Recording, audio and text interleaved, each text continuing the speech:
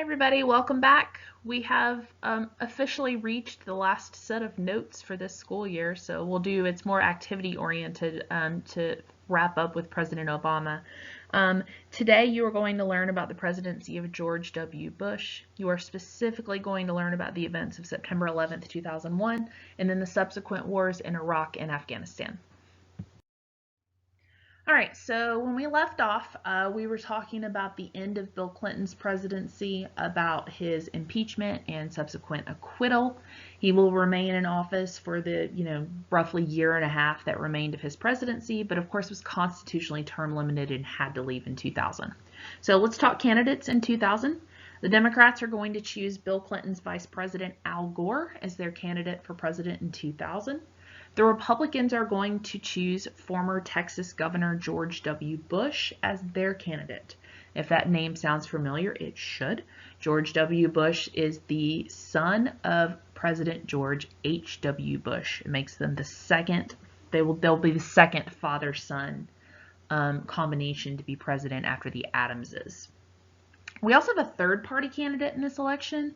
Ralph Nader is going to run as a candidate from the Green Party, and as their name might indicate, they are very concerned with environmental issues. Overall, they are going to pull voters from the left. Okay, so if we are looking at the 92 election with a third-party candidate pulling from the Republicans, this time around the third-party candidate is going to pull from likely Democratic voters. This election is going to be one of the closest in history. On election night, the TV networks initially predicted that Gore would win the state of Florida, so it becomes this big giant mess. They later recant, and America wakes up the next morning without knowing who the president is. The election is so close that it comes down to the votes in the state of Florida. Whichever candidate wins the Electoral College votes for that state would win the presidency. So that should give you an idea of how close it was. Gore won the popular vote by 500,000 votes. That's just trivia, okay? But there are issues with the election in the state of Florida that we're going to talk about. All right, so what's going on in Florida? It's kind of a mess. The election is so close that they enter a period of recounting the votes in Florida. There are irregularities in the voting in several of the larger counties, including Palm Beach County, where there was a bad ballot design that caused people to accidentally vote for the wrong candidate or to accidentally vote for two different people. If you vote for two people in the same office, they just throw your ballot out. It invalidates your ballot. There's also an issue, the way that they were voting at the time, it looked, if you guys can picture like what a Scantron looks like or what a zip grade looks like, essentially the little circles or the little periods that you would bubble with a pencil, they were actually perforated and you punched them out. So the idea was that that little piece of paper was supposed to fall out. There were a lot of places where that little piece of paper wasn't falling out. It was called a hanging chad. And then they had to try to guess who the person intended to vote for.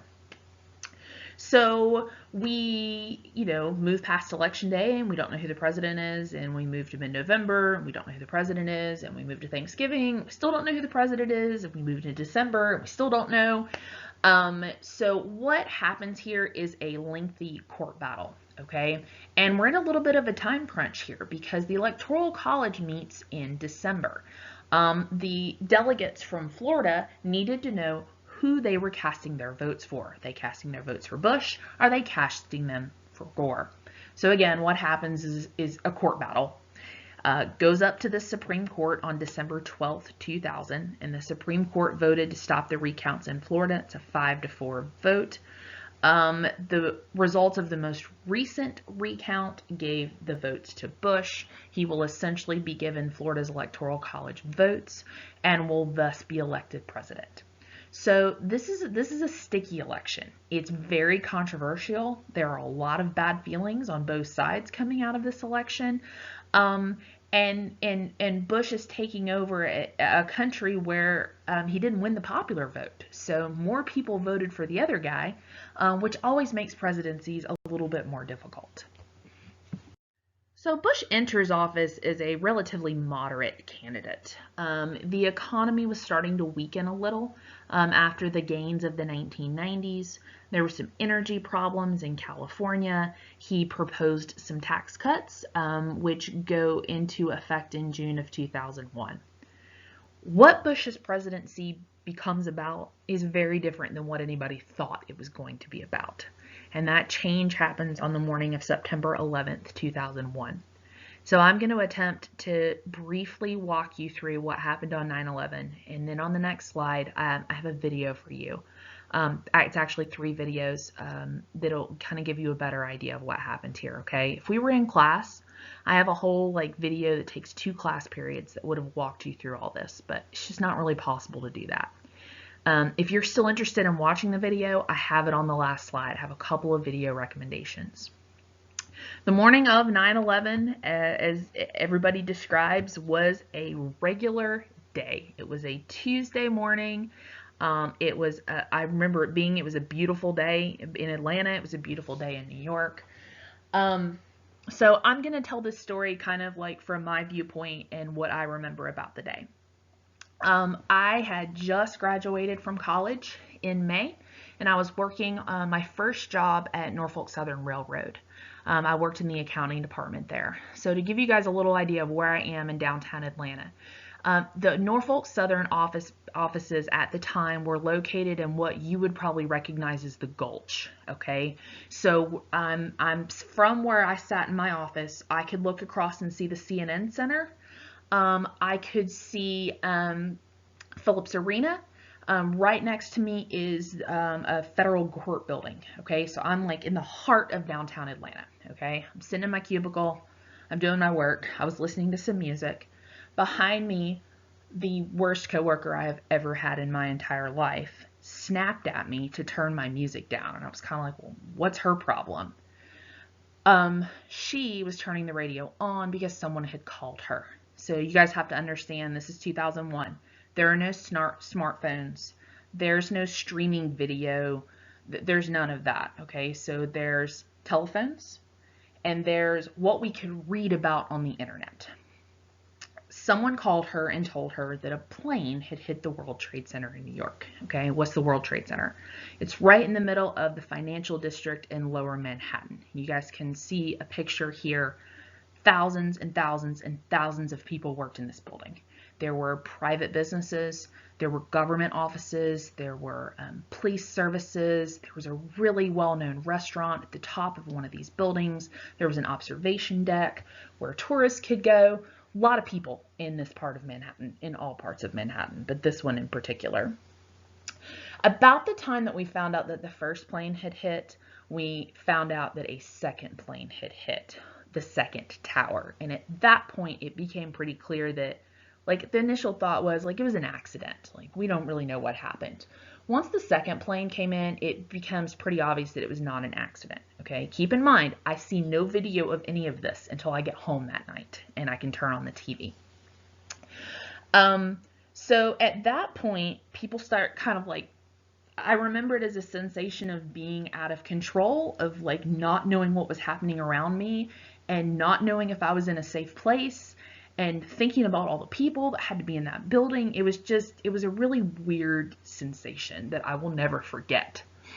Shortly after, we got notification that a plane had crashed into the Pentagon in Washington, D.C.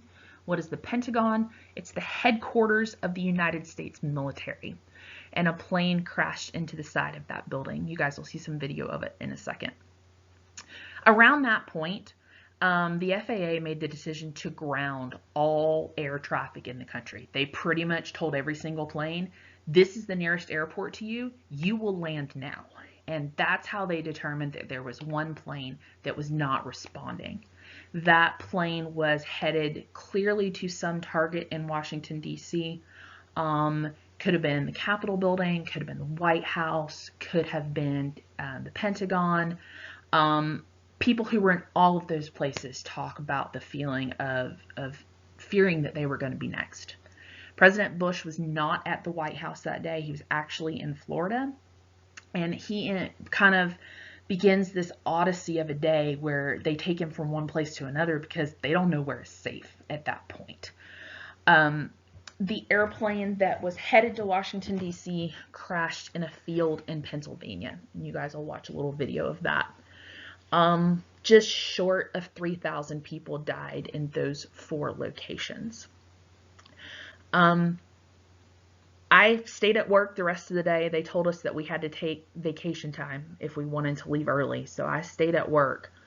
But I have to tell you, I was never so happy to get home in my life. I just graduated from college, so I was living with my parents, and I was never so happy to see my parents and as I was to see them that night. Okay, so I'm going to let you guys move on to the next video. I kind of gave you guys like my kind of oral history of what I remember about 9/11. You guys are going to have an opportunity this week to interview someone else and find out what they remember about 9/11. So maybe kind of be thinking about who that might be. So each of these 3 videos is going to take you through the 3 major locations that were affected on 9/11. The videos are relatively short, so I'm going to stop talking and just let you go through the videos.